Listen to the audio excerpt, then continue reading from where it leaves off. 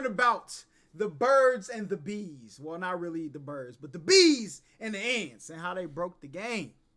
Let's get it. So when the metal hit his mug, he just sunk in place. 100K Holla, chillin' Bahamas. Come home to your crib and throw in your mama. What is good, HollaSquad? We are the littest squad on the YouTube platform. Listen, today we are back with another reaction, and we got how ants and bees broke the game. Now I ain't gonna lie. During COVID, we was all inside. Everybody was chilling. I ain't gonna lie. I went outside today. I seen a Beetleborg. If you don't know what a Beetleborg is, pull your phone out, pull up Google, type in Beetleborg. I seen one of those outside my front door. Locked the door, went back inside, watched Netflix. No cap. But listen, we're gonna hop into this. Let's get it. Another tier zoo for the block.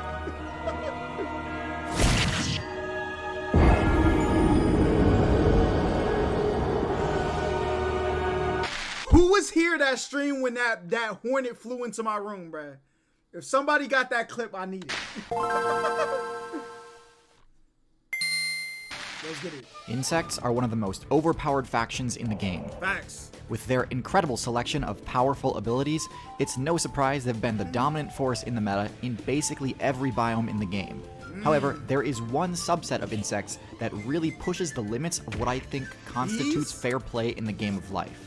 I'm talking about Hymenoptera, the group consisting of bees, ants, and wasps. Those are all in one. Oh, man, listen. Devs, I need y'all to get the Hymenopteras, get them out of here, all right? There are two factors that make this faction so powerful. The first is their incredible list of abilities, and the second is that their most famous strategy is basically an exploit of the game engine. This episode was sponsored by CuriosityStream and Nebula. First, their abilities. Long story short, Hymenopterans have a dozen or so powerful abilities, some of which are plenty broken enough on their own, but when combined synergistically, they become ridiculously overpowered. We're gonna need to sort of rapid fire through this list just to keep this video reasonably paced. The first and most important ability of theirs is flight. Part of the reason that insects in general are a top tier class is that they have access to the flight ability. They were the first major class to gain access to this perk, unlocking its several expansions before reptiles, birds, and mammals. It's tough to overstate the utility that this ability provides, but I do have a whole video on it if you want to know more. One thing to note is that, while most flying builds had to modulate an entire pair of limbs in order to use this ability, insects did not. This gives insects, and especially Hymenopterans, access to ability combinations not seen anywhere else in the game. Next is aposematic coloration. Many Hymenopterans are brightly colored, which lowers their stealth stat and greatly buffs their passive intimidation. It's such a frightening defense that other builds have started to copy it. My God, boy, you walk outside, that beat, boy, you get to swatting. Ain't no lie. Next boy. is exoskeletal Artifice armor. was good, my boy. Despite all being in a very low weight class, Hymenopterans sport durable armor that allows them to greatly reduce damage from attacks. While not as sturdy as, say, the armor of a beetle, it's still surprisingly strong. In addition to granting them extra defense from attacks, this armor makes flight a lot less risky, as getting hit midair is nowhere near as big a death sentence as it is for other flyers. Yes, sir. The ability to fly usually is only heard of even Animation remotely versus viable when the Minecraft by user Alan makes Becker? a It's really good. We gotta watch that. We gotta watch that for sure. lot of sacrifices in terms of bulk and defense, but this doesn't seem to apply to insects. Next is their venomous sting. Despite being in a low weight class, pretty much every player needs to respect Hymenopterans as a threat. Their stings are powerful enough to completely paralyze other insect players, and deal serious damage to larger players. In a group, there's basically no weight class large enough to ignore their attacks. Even elephants fear beehives. But speaking of beehives, I think it's time I cut to the chase. Their most important ability is Eusociality. This ability is completely busted and needs to be nerfed. At first glance, it might just look like normal team strategy, similar to cooperative hunting or herd behavior, but in truth it goes so far beyond that. Eusocial insects are organized on a level that not even humans can contest. Bruh, if humans could get this down packed, bruh, we will be lit. We will be lit. We will be living in the utopia, the closest thing we could get to it, alright? But man, despite not having a particularly high intelligence stat, a hive can build extremely complicated structures without the use of tools. They can launch organized attacks containing thousands of combatants. They can capture prisoners, cross major barriers, and control territory to an absolutely incredible degree. Thousands of players will lay down their lives in defense of a colony if need be.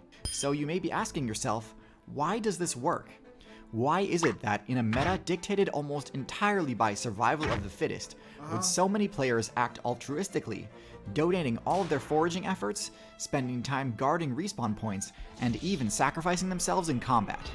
The answer is complicated and gets into the very core of the game's mechanics. What is that? Try to stick with me, it's not an easy explanation, but I'll do my best. First, I'll start with the question. Somebody explain to me what I just seen, bro. Somebody explain it. Thank you for the follow, my boy. What does it mean to win Ego the game? Numb was good, Most players thank would you. answer, complete the game's main quest, reproduction. But why is that the primary objective? And what if there was a way to change the main objective of another player? So the main objective is determined by the way the characters in the game are coded. Data miners have discovered that most new players spawn in with half the code of each player that cooperated in the corresponding reproduction quest. Because a player's primary objective is determined by whatever method they have available to pass on the largest percentage of their own code, in most cases, this means a player's main goal will be mating and offspring rearing, because this results in 50% of their own code being passed on. Hymenopterans found a way to break this aspect of the game, and they did so using an ability called Arenatoki. Arenatoki is a really complicated ability. Pause the video here if you'd like to try and understand. Arenatoki exploited discovered within the game files, all right? A form of reproduction in which unfertilized eggs develop into male. Arenatoki causes more genetic material to be shared between sisters than traditional reproduction methods due to fathers always giving identical genetic information, all right? The queen has the ability to choose the gender of her spawn. Eggs that are not given any genetic material from a father will be born male. Hold on. And why this is busted before I tell you. The relevant bit is that the daughters of a queen are semi-clones of each other. They still share 50% of their code with their mother and 50% with their father, but they share 75% with each other. This completely breaks the game, because of the fact that if one of these daughters wanted to produce its own offspring, it would only share 50% of its code. Their primary objective actually switches from reproduce to assist the queen in reproduction as much as possible. Because in assisting the queen in hatching more sisters, each sister is actually passing on 25% more of their genetic code than they would if they were to simply reproduce conventionally on their own. In practice, this means workers are more loyal to the queen than they are to themselves, and will act against their own self-interest if it means giving the queen the resources or opportunity to hatch more sisters. This is a blatant exploit of the game's code system, and it undoubtedly leads to some of the most powerful strategies in the game. It essentially changes the game from being an action RPG to being an RTS. What's RTS mean? Somebody let me know. Let's talk about some of the more overtly OP types of strategies achievable through eusociality. The most obvious is that these players take coordinated attacks to the next level.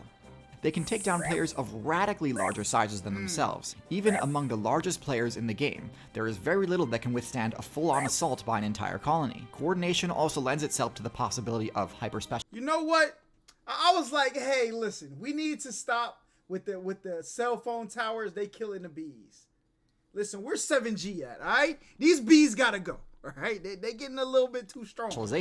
It's uncommon for members of the same species to have significantly different stats or abilities, since often these come with serious trade-offs. But when the colony can cover for your weaknesses, there's nothing preventing some members from speccing purely into extreme offense or impenetrable defense, since even if these reduce your own foraging abilities, the colony can assist you. On the flip side though, the ability of Hymenopterans to generate food is also massively improved. Through the eusocial ability, strategies like food storage and even agriculture are unlocked. The best example of this is the leafcutter ant, which adopts a unique strategy of harvesting the leaves of plants in order to farm nutritious fungus. But there are other— Bro, look, watch Fantastic Fungi on freaking Netflix, bro. Ants, I know they smart because they eat fungus. And when you watch the documentary, you're going to understand why eating fungus is important, all right? Listen, devs, I got my eye out for the ants, bro. I got my eye out. Other ants which raise insect larvae as livestock.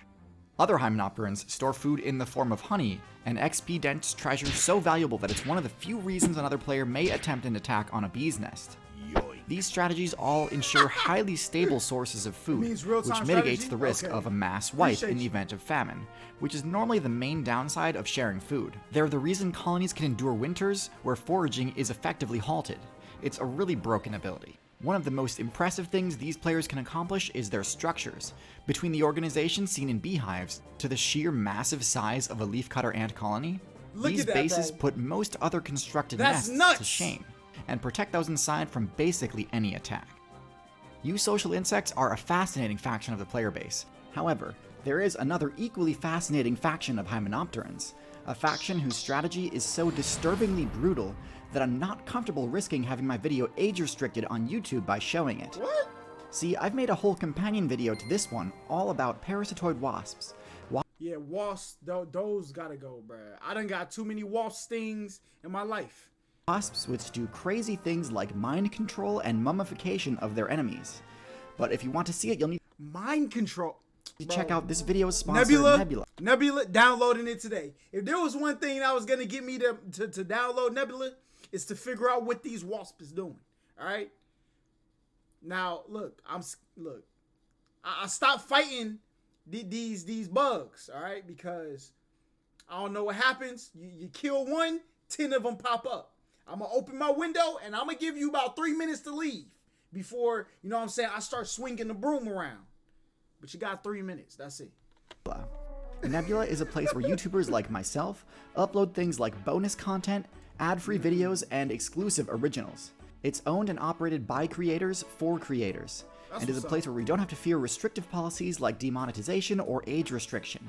If you join us over on Nebula today, you'll not only get access to my Parasitoid Wasp companion video, but you'll also get early access to all of my videos, get access to my Nebula original series Let's Play Outside, get access to extended cuts of my lizard and bird tier list videos, and on top of all of that, you'll get the entire rest of the Nebula catalog from other top tier creators, like Real Life Lore's Modern Conflicts. Bro, we definitely got to get Nebula. But listen, ants, bees. Let me see if there's anything else after this. If we go back to talking about that. And amazing when you do. And good luck out there. Listen, bees and ants. I agree with your strats. All right, but until I can get the rest of the humanoids on board, I'm gonna need y'all to calm down. All right, before we have to pull out the Hall of Fame super strength raid or whatever destroys them. Listen, because I'm not going to war with no bees. I could do ants. They don't fly. As long as you get far enough away, you're good. But the bees, you're done. I've been stung by too many things in my life. Y'all got to go. Make sure y'all like, comment, subscribe. Peace. Yeah, nigga, I was broke. I ain't have a penny, I was ready to kick a dope. Lay your ass on the floor, taking everything about this bitch before I go. Niggas talking all that gang when the sugar pumping through their main vein. Swerve on them like a lane change, fuck with